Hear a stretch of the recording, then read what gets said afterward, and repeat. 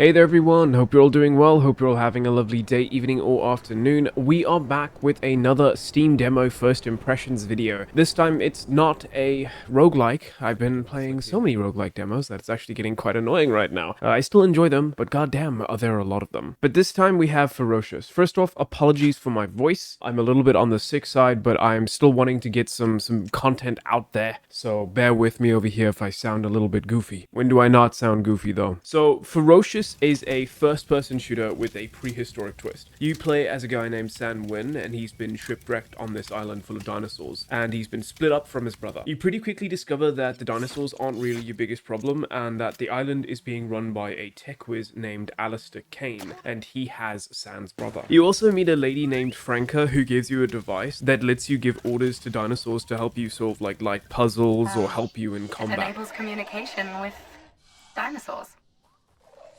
It does what?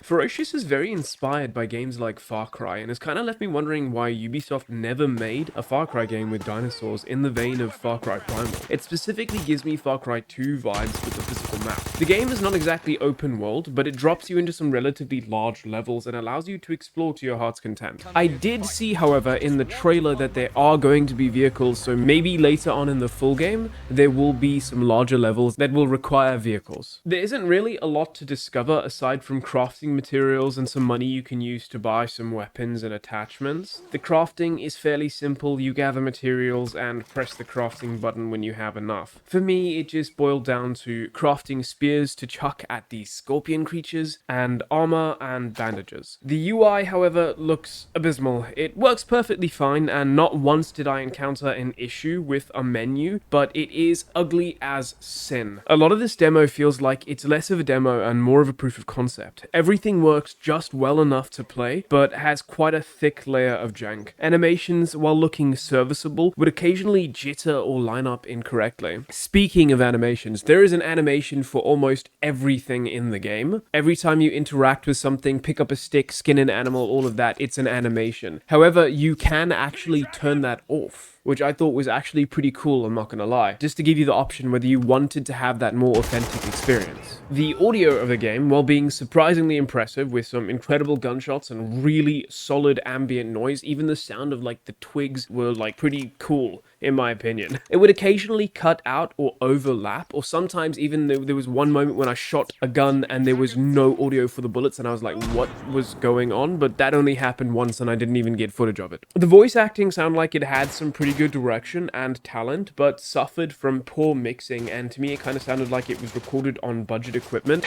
It does what? But in my opinion, I would rather have that than have AI voice acting.